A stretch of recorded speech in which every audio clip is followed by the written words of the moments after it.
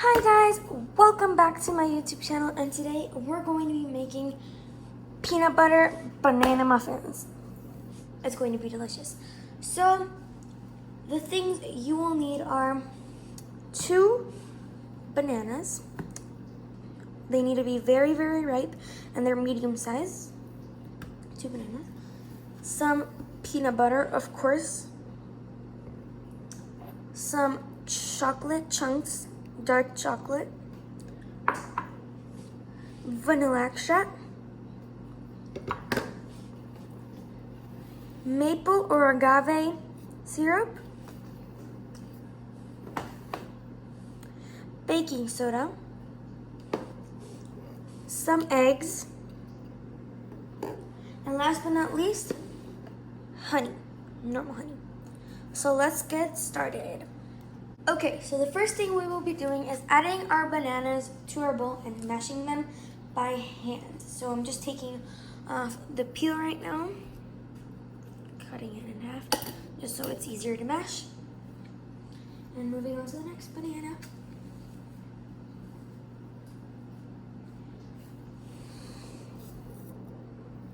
Cut it in half so it's easier to mash. And we're gonna start mashing.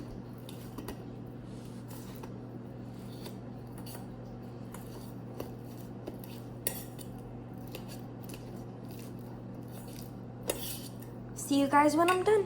Okay, so I just finished mashing my bananas and it should look like this. It kind of looks like baby food, I know. It kind of looks disgusting, but trust me, this is a thing that makes it delicious.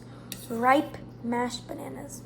So this is how it looks like, and we're gonna move on to our next step. Okay, so for the next step, we're going to be combining the banana with the peanut butter, the maple or agave syrup, the normal honey, and that's it. So first to our banana, we're going to be adding 1 whole cup of peanut butter. That's a lot of peanut butter.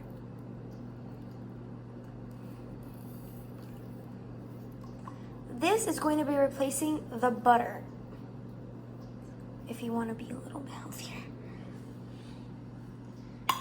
Okay, now I'm going to add 1/4 cup of maple or agave syrup.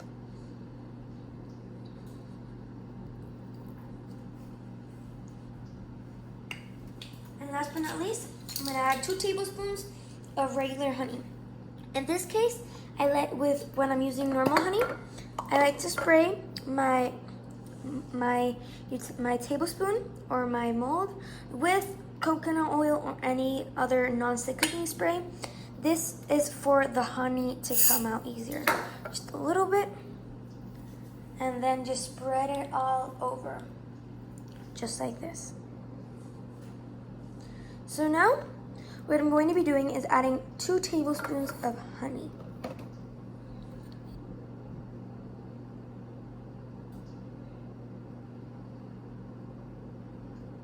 There goes 1.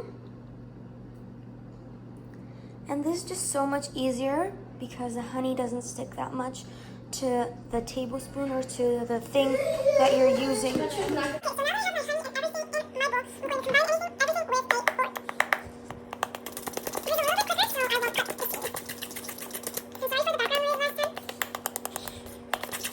Okay, so it should look like this.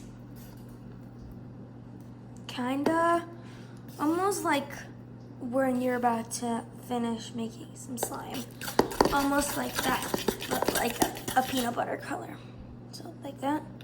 Like when you just need a little bit more activator to finish up the slime. That's how it should look like.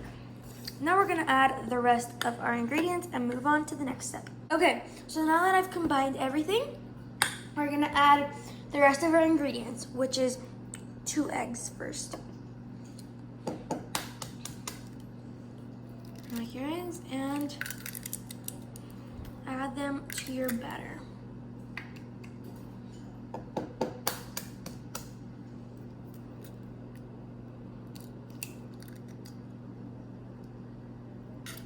Okay.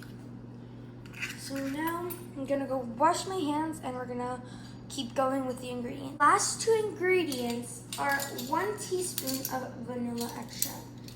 I'm gonna add that right now. This is half a teaspoon, so I'm gonna add 2 of these.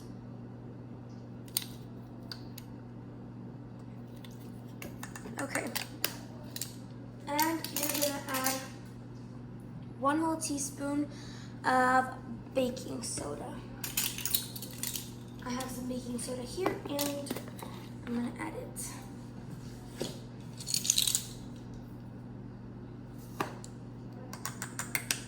Okay, I am done. So now I'm going to mix it up until everything is fully combined. And this is going to take a while, so I'm gonna see you guys once I'm done. Okay, so I'm done mixing. It should look basically the same, just a little bit loose, a little bit more loose. Sort of like once you start a slime, it's very loose. That's how it should look like, and that's how the texture should be. So now our last ingredient, of course, is our chocolate chunks or chips. I'm using these chocolate chunks. They're dark chocolate because I feel like it's going to be a little bit too sweet for me.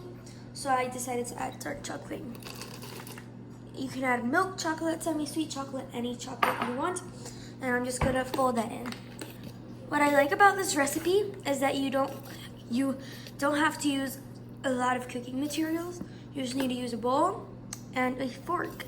You really don't need to mix it with like a whisk or anything. There really is just a fork that's easier. It just makes everything smoother. So now that I have my batter all done, I'm gonna set this to the side and start greasing my mold. The mold that I'm using is mini cupcake molds, mini muffin molds. They're tiny and they're not a lot. They're about 12, I would say. Yep, they're exactly 12. And I'm going to grease them with coconut oil.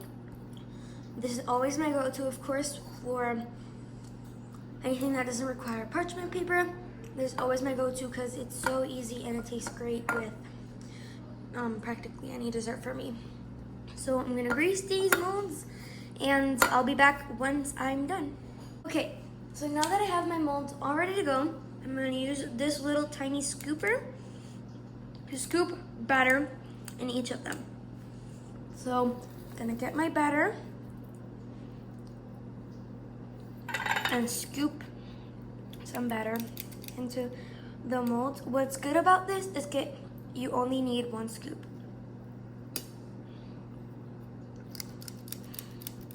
If you're using the mini ones. If you're using the normal, regular muffin tins, cupcakes, whatever, you're going to need bigger scoops than this. So this is going to take a long time. So I'll see you guys when I'm done and we'll put these in the oven. We're just gonna pop these in the oven for 12 to 15 minutes until the top comes out kind of like dry and cracked and the toothpick comes out mostly clean. It has to be like a chewy muffin. So it's going to be at 400 degrees Fahrenheit for 12 to 15 minutes.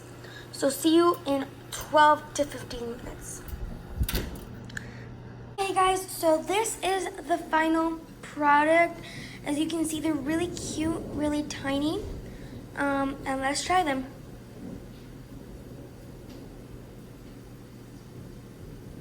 They're really, really good, really, really moist.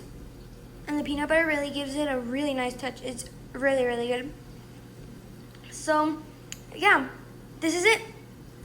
I hope you guys enjoyed this video. Make sure to like, comment, and subscribe to my channel. And I recommend maybe eating this with some vanilla ice cream. I don't want to because that's going to be way too sweet for me. But if you have like a really sweet tooth, you can eat this with some vanilla ice cream, chocolate syrup, more melted chocolate on top. But yeah, this has been it. And I hope you guys enjoyed this video. So yeah, until next time.